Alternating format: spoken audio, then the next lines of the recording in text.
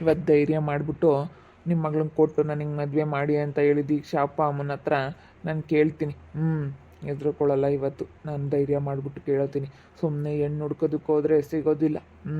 ಅಣ್ಣ ತಮ್ಮಂದ್ರೆ ಎಷ್ಟು ಆಸ್ತಿ ಎಷ್ಟು ಮಾಡಿದ್ದೀರಾ ಅದು ಇದು ಅಂತ ಹೇಳಿ ಸುಮ್ಮನೆ ಇಲ್ಲೋದೆಲ್ಲ ಕ್ವಶನ್ ಮಾಡ್ತಾರೆ. ಇವರು ಕೇಳ್ತಾರೆ. ಆದರೂ ಇವ್ರು ಪರಿಚಯ ಇದ್ದಾರೆ, ಒಳ್ಳೆ ಹುಡುಗಿ, ನನಗೂ ಭಾಳ ಇಷ್ಟ ಆಯಿತು ಹುಡುಗಿ. ಇವಾಗ ಚಿಕ್ಕ ವಯಸ್ಸಿಗೆ ಪಾಪ ಜೀವನ ಬೇರೆ ಹಾಳಾಗೈತೆ. ಅದಕ್ಕೇನೆ ಅತ್ಲಾಗೆ ಸುಮ್ಮನೆ ಹೋಗಿ ಕೇಳೋದೆ ಒಳ್ಳೇದು. ಹೋಗಿ ಕೇಳ್ತೀನಿ. ಏನಾದರೂ ಒಂದು ಹೇಳು, ನಿಮ್ಮ ಮನಸ್ಸಲ್ಲಿರೋದು ಹೇಳಿ ಅಂತ ಹೇಳ್ತೀನಿ. ನಾನು ಸುಮ್ಮನೆ ಅವ್ರು ಇವ್ರ ಹತ್ರ ಎಲ್ಲ ಹೇಳೋದಕ್ಕೆ ಹೋಗಲಿಲ್ಲ. ಡೈರೆಕ್ಟಾಗಿ ಬಂದು ನಿಮ್ಮನ್ನೇ ಕೇಳ್ತಾ ಇದ್ದೀನಿ, ನಿಮ್ಮ ಮಗಳನ್ನ ನನಗೆ ಕೊಟ್ಟು ಮದುವೆ ಮಾಡಿ ಅಂತ ಕೇಳ್ತೀನಿ.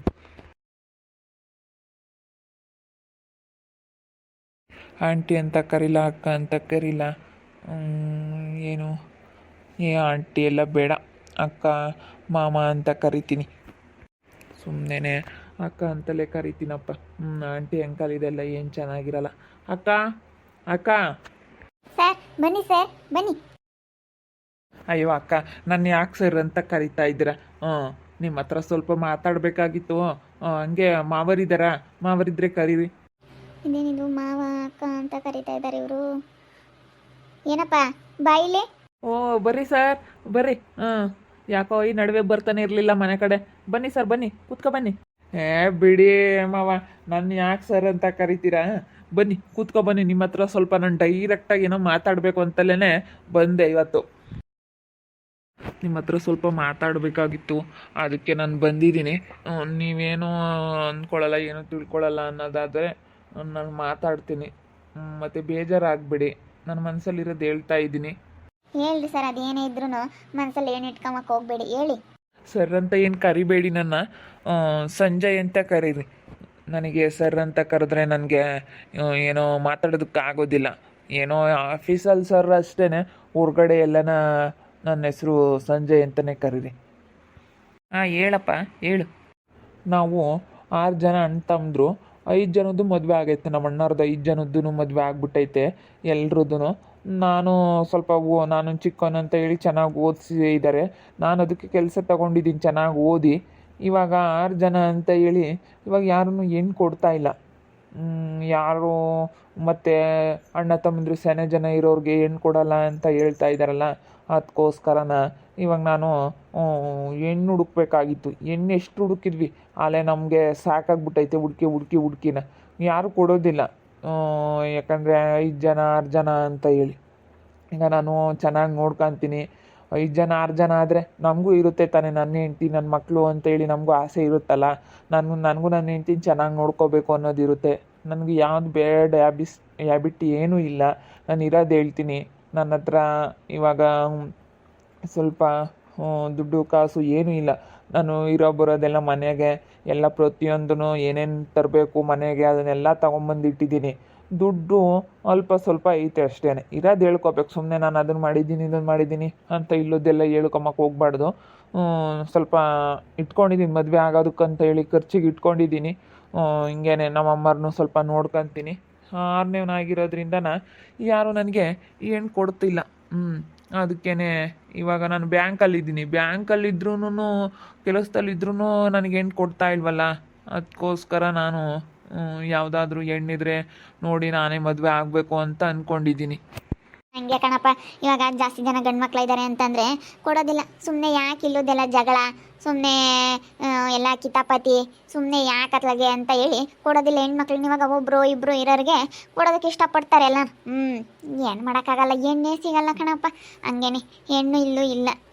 ಹೆಣ್ಣು ಅಂತೀರ ನಾವು ಎಲ್ಲ ಗೊತ್ತಿದ್ರೆ ಹೇಳ್ತಿದ್ವಿ. ಏನು ಮಾಡ್ತೀಯ, ಇಲ್ಲೂ ಯಾವ ಹೆಣ್ಣಿಲ್ಲ. ನಮ್ಮ ಮನೆಯಾಗಿದ್ದರು, ನಮ್ಮ ಮನೆಯಾಗೆಲ್ಲ ಮದುವೆ ಆದರು. ಇನ್ನೆಲ್ಲೂ ಇಲ್ಲ ಕಣಪ್ಪ ಹೆಣ್ಣು. ಅವ್ರ ಪಾಡಿಗೆ ಅವ್ರು ಇರ್ತಾರೆ, ಅವ್ರ ಜೀವನ ಅವ್ರು ನೋಡ್ಕೊಂತಾರೆ ಅಂತ ಯಾರೂ ಯೋಚನೆ ಮಾಡಲ್ಲ. 6 ಜನ ಅಣ್ಣ ತಮ್ಮದ್ರು ಅಂದರೆ ಬೇಡಪ್ಪ ಅವ್ರ ಸವಾಸ. ಸುಮ್ಮನೆ ಯಾಕೆ ಇಲ್ಲದೆಲ್ಲ ಜಗಳ ಮಾಡ್ಕೊಂಡಿರ್ತಾರೆ. ಜಗಳ ಬರುತ್ತೆ ಮುಂದೆ ಎಲ್ಲನ ಭಾಗ ಹೋದ್ರೆ ಸ್ವಲ್ಪನಾದರೂ ಆಸ್ತಿ ಬರೋಲ್ಲ ಅಂತ ಹೇಳಿ ಅದನ್ನೆಲ್ಲ ಲೆಕ್ಕ ಹಾಕ್ತಾರೆ. ಏನು ಮಾಡೋದು, ಹಿಂಗೆಲ್ಲ ಐತೆ ಪರಿಸ್ಥಿತಿ. ಅದಕ್ಕೆ ಇವಾಗ 6 ಜನ ನೋಡು. ನಿಮ್ಮ ಅಣ್ಣರೆಲ್ಲ ಏನೇನು ಕೆಲಸ ಮಾಡ್ತಾರಪ್ಪ? ನಮ್ಮ ಅಣ್ಣರಿನೇನು ಯಾರೂ ಓದಿಲ್ಲ ಅಷ್ಟರಾಗಿ. ಒಬ್ಬರು ಅಲ್ಲೇ ವ್ಯವಸಾಯ ಮಾಡ್ಕೊಂಡಿದ್ದಾರೆ, ಇಬ್ಬರಳು ಊರಲ್ಲೇ ಇದ್ದಾರೆ. ಇನ್ನೂ ಅಷ್ಟು ಜನ ಎಲ್ಲ ಬೆಂಗಳೂರು ಕಡೆ ಹಿಂಗೆ ಅವ್ರವ್ರಿಗೂ ಇಷ್ಟ ಬಂದ ಕಡೆ ಇದ್ದಾರೆ. ಒಟ್ಟಿನಲ್ಲಿ ಅವ್ರವ್ರ ಜನ ಅವ್ರವ್ರು ನೋಡಿಕೊಂಡು ಎಲ್ಲ ಚೆನ್ನಾಗಿದ್ದಾರೆ. ಅವ್ರ ಮಗೆ ಒಂದು ಮಕ್ಕಳಾಗಿದ್ದಾವೆ, ಎಲ್ಲ ಮಕ್ಳು ನೋಡಿಕೊಂಡು ಆ ಮಕ್ಕಳನ್ನೆಲ್ಲ ಓದಿಸ್ಕೊಂಡು ಅವ್ರಿಗೆ ಎಲ್ಲಿ ಇಷ್ಟ ಆಗುತ್ತೋ ಅಲ್ಲಿ ಇದ್ದಾರೆ.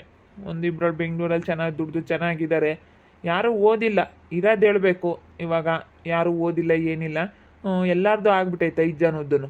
ಇವಾಗ ನಂದು ಒಬ್ಬಂದೇ ಇರೋದು. ನೋಡಪ್ಪ, ಕೆಲಸದಾಗಿದ್ರು ಕೊಡಲ್ಲ. ಚೆನ್ನಾಗಿ ದುಡ್ದು ಚೆನ್ನಾಗಿದ್ದೀವಿ ಅಂದ್ರೂ ಕೊಡಲ್ಲ. ಹಂಗೆ ಮತ್ತೆ ಇಲ್ಲದೆಲ್ಲ ಸುಮ್ಮನೆ ಸಮಸ್ಯೆಗಳು. ಹಾಗಾದ್ರೆ ಅಕ್ಕ ಬ್ಯಾಂಕ್ನಾಗ ಸಾರ್ ಬಂದವ್ರು ಇಲ್ಲಿಗೆ ಯಾಕೆ ಅಂತಮ್ಮ? ಹಿಂಗೆ ಏನೋ ಮಾತಾಡಕಂತ ಬಂದೆ. ಕೂತ್ಕೊಳ್ಳಿ ಗಜ್ಜೆ, ಕೂತ್ಕೊ. ಅದಕ್ಕೇನೆ ನಾನೊಂದು ನಿರ್ಧಾರ ಮಾಡ್ಕೊಬಿಟ್ಟಿದ್ದೀನಿ. ಸುಮ್ಮನೆ ಸುತ್ತಿ ಬಳಸಿ ಎಲ್ಲ ಹೇಳೋದ್ಕಿನ್ನ ಡೈರೆಕ್ಟಾಗಿ ವಿಷಯಕ್ಕೆ ಬರೋಣ. ಏನಂತಂದರೆ, ನಾನು ನಿಮ್ಮ ದೀಕ್ಷಾ ಅವ್ರನ್ನ ಮದುವೆ ಆಗಬೇಕು ಅಂತ ಇದ್ದೀನಿ, ನಿಮ್ಮ ಮಗಳು ದೀಕ್ಷಾ ಅವ್ರನ್ನ. ಯಾಕಂತಂದರೆ ಅವ್ರಿಗೆ ಎಲ್ಲ ಏನೇನು ತೊಂದರೆ ಆಗೈತೆ, ಅವ್ರ ಜೀವನ ಯಾವ ರೀತಿ ಆಗೈತೆ ಅಂತ ಎಲ್ಲ ತಿಳ್ಕೊಂಡೆ. ತುಂಬ ಬೇಜಾರಾಯಿತು ನನಗೂ. ಹಿಂಗಾಯ್ತಲ್ಲಪ್ಪ, ಏನಪ್ಪ ಇದು ವಿಚಿತ್ರ. ಪಾಪ ಚಿಕ್ಕ ವಯಸ್ಸಿಗೆ ಜೀವನ ಎಲ್ಲ ಹಾಳು ಮಾಡ್ಕೊಬಿಟ್ಟಿದ್ದಾರೆ ಅಂತೇಳಿ ನಮಗೂ ಈಗ ಸಾಕಾಗ್ಬಿಟ್ಟೈತೆ. ನಾವೇನು ಅಂಥವ್ರಲ್ಲ. ಬೇಕಾದ್ರೆ ನಿಮಗೆ ನಾನು ಅಗ್ರಿಮೆಂಟ್ ಮಾಡಿಕೊಡ್ತೀನಿ. ನಾವು ಎಂಥರಂತ ಬೇಕಾದ್ರೆ ನಮ್ಮ ಆಫೀಸಲ್ಲಿ ವಿಚಾರಿಸಿ ನೀವು. ನನ್ನ ಬಗ್ಗೆ ಮಾತ್ರ ನೀವೇನೂ ತಿಳ್ಕೊಂಬಕ್ಕೆ ಹೋಗಬೇಡಿ. ಇವಾಗ ನಾನು ದೀಕ್ಷಾ ಅವ್ರನ್ನ ಯಾಕೆ ಮದುವೆ ಆಗಬೇಕು ಅಂತ ಅಂದ್ಕೊಂಡಿದ್ದೀನಿ ಅಂತಂದರೆ, ನನಗೂ ಇವಾಗ ಹೆಣ್ಣು ಹುಡುಕಿ ಸಾಕಾಗ್ಬಿಟ್ಟೈತೆ. ಅದಕ್ಕೋಸ್ಕರ ಅತ್ಲಾಗೆ ಸುಮ್ಮನೆ ನಿಮ್ಮದೇ ದೀಕ್ಷಾ ಅವ್ರನ್ನ ಮದುವೆ ಆಗಿಬಿಟ್ಟು ಚೆನ್ನಾಗಿರೋಣ ಅಂತ ಹೇಳಿ ಆಸೆ ಪಟ್ಟಿದ್ದೀನಿ. ನಾನು ನಿಮ್ಮ ಮಗಳು ದೀಕ್ಷಾ ಅವ್ರನ್ನ ಮದುವೆ ಆಗ್ಬೇಕಂತ ಅಂದ್ಕೊಂಡಿದ್ದೀನಿ. ಅಲ್ಲ, ನಾವು ಮದುವೆ ಮಾಡ್ಬೇಕಂತಿದ್ವಿ. ಆ ಹುಡುಗಿ ಏನಂತೂ ನಾನು ಮದುವೆ ಆಗಲ್ಲ, ನಾನು ಆಗದೇ ಇಲ್ಲ ಮದುವೆನ, ಸಾಕು ಇವಾಗ ಆಗ ಅನುಭವಿಸಿರೋದೇನೆ, ನನಗೆ ಮದುವೆ ಎಂಬ ಸುದ್ದಿನೇ ಬೇಡ ನನ್ನ ಜೀವನದಲ್ಲಿ, ಮತ್ತೆ ಮದುವೆನೇ ಆಗಲ್ಲ ನಾನು, ಸಾಕು ಇವಾಗ ಆಗಿರೋದೇನೆ ಅಂತ ಹೇಳಿ ಆ ಹುಡುಗಿ ಆಗಲ್ಲ ಅಂದ್ಲು ನಮ್ಮ ದೀಕ್ಷಾ. ನಾವು ಇಷ್ಟೊತ್ತಿಗೆ ಮಾಡ್ತಿದ್ವಿ, ಮಸ್ತಾಗಿ ಕೇಳಿದ್ರು. ಯಾರ್ಯಾರನ ಹಿಂಗೆ ನಮ್ಮ ಕಡೆಗಳರೆಲ್ಲ ಮಸ್ತಾಗಿ ಕೇಳಿದ್ರು. ಆದರೆ ನಾವು ಮಾಡೋಣ ಅಂತ ಇದ್ವಿ. ನಮ್ಮ ದೀಕ್ಷಾ ಆಗಲ್ಲ ಅಂತು. ಇಲ್ಲ ಕಣಪ್ಪ, ನಾನು ಆಗಲ್ಲ, ಮದುವೆ ಸುದ್ದಿನೇ ಎತ್ತಬೇಡ್ರಿ ಅಂತು. ನಾನು ಕೇಳಿದೆ. ಅವ್ರು ಅದಕ್ಕೇ ನಮ್ಮ ಅಪ್ಪ ನಮ್ಮಮ್ಮನ ಕೇಳ್ರಿ ಅಂತ ಹೇಳಿದ್ರು. ಹೆಂಗೋ ನೀವು ಒಂದು ಸರ್ತಿ ಹೇಳಿ. ಇಲ್ಲಿ ನೋಡಿ, ನನಗೂ ನೀವು ಹೆಣ್ಣು ಕೊಟ್ಟರೆ ನನಗೂ ಏನೋ ಒಂದು ಒಳ್ಳೇದಾಗುತ್ತೆ. ನಿಮಗೂ ಅವ್ರನ್ನೂ ಚೆನ್ನಾಗಿ ನೋಡ್ಕೊಂಡು ನಿಮ್ಮನ್ನು ಚೆನ್ನಾಗಿ ನೋಡ್ಕೊಳ್ತೀನಿ. ಏನೋ ನಿಮ್ಮ ಇಷ್ಟ. ನಾನು ಒತ್ತಾಯ ಮಾಡೋದಿಲ್ಲ. ಏನೋ ನೀವು ಇಷ್ಟಪಟ್ಟು ಸರಿ ಆಯಿತು ಮದುವೆ ಆಗಿ ಅಂತ ಹೇಳಿದ್ರೆ ನಾನು ಒಪ್ಕೊಳ್ತೀನಿ. ಸರಿ ಆಯ್ತು ಹೇಳಪ್ಪ, ನಮ್ಮ ಅಮ್ಮನಿಗೆ ಕೇಳಿ ನಮ್ಮ ದೀಕ್ಷಾಮನ ಹೇಳ್ತೀವಿ ಹೇಳು. ಹಿಂಗೆ ಬರ್ತಾ ಇದ್ನಲ್ಲ, ಕಂಪ್ಯೂಟರ್ ಸೆಂಟ್ರ್ ಹತ್ರ ಹೋಗ್ತಾ ಇದ್ದೆ. ಆವಾಗ ನಾನು ಕೇಳಿ ನಿಮಗೆ ಮದುವೆ ಆಗೈತಾ ಅಂತ ಕೇಳಿದಾಗ ಅವರೆಲ್ಲ ಹೇಳಿದ್ರು. ನನಗೆ ಅವ್ರಿಗೆ ಆಗಿರೋದು ನೋಡಿ ತುಂಬ ಬೇಜಾರಾಗ್ಬಿಡ್ತು ಮನಸ್ಸಿಗೆ. ನಾನು ತುಂಬ ಅಂದಿದ್ದೀನಿ, ಹೆಣ್ಣು ಹುಡುಕಿ ಸಾಕಾಗಿ ಅಲ್ಲೇ ಸುಮ್ಮನೆ ಆಗಿಬಿಟ್ಟಿದ್ದೀನಿ.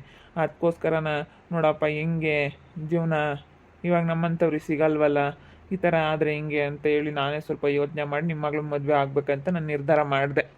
ಸರಿ ಆಯ್ತು ಹೇಳ್ರಿ ಸರ್, ನಮ್ಮ ಮಗಳು ಬರಲಿ, ಮಾತಾಡ್ತೀನಿ. ಸರಿ ಅಕ್ಕ, ಬರ್ತೀನಿ ಮಾವ, ಬರ್ತೀನಿ. ಸರಿಯಪ್ಪ, ಆಯಿತು. ಶಾನೆ ಜನ ಎಲ್ಲ ಗಂಡು ಮಕ್ಕಳು ಎಣ್ಣೆ ಯಾರು ಕೊಡಲ್ಲ. ಒಳ್ಳೆಯವ್ರ ಕಪ್ಪಪ್ಪ.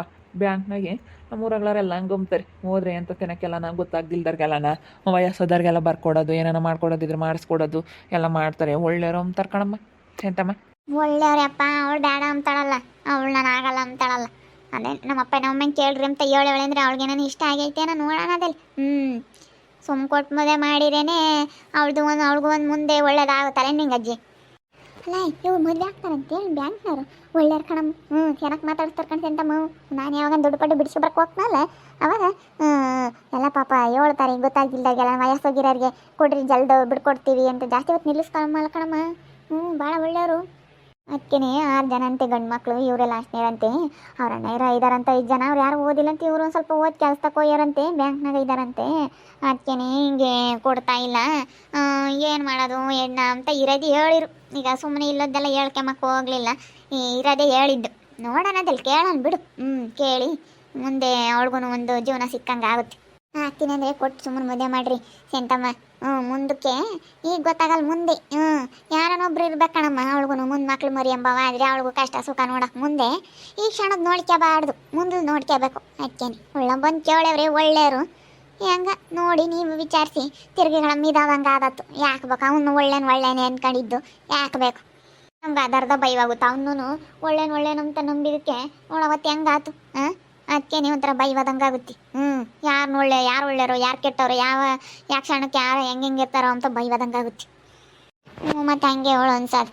ಬ್ಯಾಂಕ್ನವ್ರು ಬಂದಿದ್ರು, ನಿಮ್ಮ ಮಗಳನ್ನ ಮದುವೆ ಆಗ್ತೀನಿ ದೀಕ್ಷಾ ಅವ್ರನ್ನ ಅಂತ ಹೇಳಿ ಹೇಳಕ್ಕೆ ಬಂದಿದ್ರು. ಅದಕ್ಕೆ ನಾವು 5 ಜನ 6 ಜನ ಗಂಡು ಮಕ್ಕಳು 5 ಜನ ಮದುವೆ ಆಗೈತೆ, ನಂದು ಇನ್ನೂ ಮದುವೆ ಆಗಿಲ್ಲ ಅಂತ ಹೇಳಿ ಅವರು ಇರೋದೇ ಹೇಳಿದ್ರು ಪಾಪ. ಯಾರು ಒಳ್ಳೆಯವರು ಅಂತ ನಂಬಕ್ಕಾಗಲ್ಲ. ಈಗ ಒಂಥರ ಭಯ ಯಾರು ನಂಬೋದಕ್ಕೂ. ಇವಾಗ ನಮ್ಮ ಚಿರು ಹಿಂಗೆ ಆದ್ನಲ್ಲ, ಅವ್ನು ಹಂಗೆ ಆದಾಗಿಂದನೂ ಅವನು ಒಳ್ಳೇನು ಅಂತ ನಂಬ್ಕೊಂಡಿದ್ದಕ್ಕೆ ಅವನಿಂದ ನಮಗೆ ಎಷ್ಟು ಮೋಸ ಆಯಿತು. ಎಷ್ಟು ನೋವು ಅನ್ಭವಿಸಿದ್ವಿ ಅವನಿಂದನ ನಾವು. ಅದಕ್ಕೋಸ್ಕರನ ಯಾರು ನಂಬಬೇಕು ಯಾರನ್ನ ಬಿಡಬೇಕು ಅನಿಸುತ್ತೆ. ಒಳ್ಳೆಯವ್ರ ಮೇಲೂ ನಂಬಿಕೆ ಬರೋದಿಲ್ಲ. ಒಬ್ರು ಹಿಂಗೆ ಮಾಡಿದ್ದಾರೆ ಅಂತಂದರೆ ಒಳ್ಳೆಯವ್ರ ಮೇಲೂ ನಂಬಿಕೆ ಬರೋದಿಲ್ಲ. ಹಿಂಗಾಗುತ್ತೆ, ಏನು ಮಾಡೋದು. ನೋಡ್ತಾ ಇರಿ, ಏನಾಗ್ಬೋದು ಅಂತ ಮುಂದಿನ ಭಾಗದಲ್ಲಿ ನೋಡ್ತಾ ಇರಿ. ಹಾಗೆ ವಿಡಿಯೋ ಬಗ್ಗೆ ನಿಮ್ಮ ಅಭಿಪ್ರಾಯನ ಕಮೆಂಟ್ ಮಾಡಿರಿ. ಹಾಗೆ ವಿಡಿಯೋ ಇಷ್ಟ ಆಗಿದ್ದರೆ ಲೈಕ್ ಮಾಡಿ, ಶೇರ್ ಮಾಡಿ. ಇನ್ನೂ ನಮ್ಮ ಚಾನಲ್ನ ಯಾರೇ ಸಬ್ಸ್ಕ್ರೈಬ್ ಮಾಡ್ಕೊಂಡಿಲ್ಲ ತಪ್ಪದೆ ಈ ಕೂಡಲೇ ಸಬ್ಸ್ಕ್ರೈಬ್ ಮಾಡ್ಕೊಳ್ಳಿ. ಓಕೆ ವೀಕ್ಷಕರೇ, ಧನ್ಯವಾದಗಳು.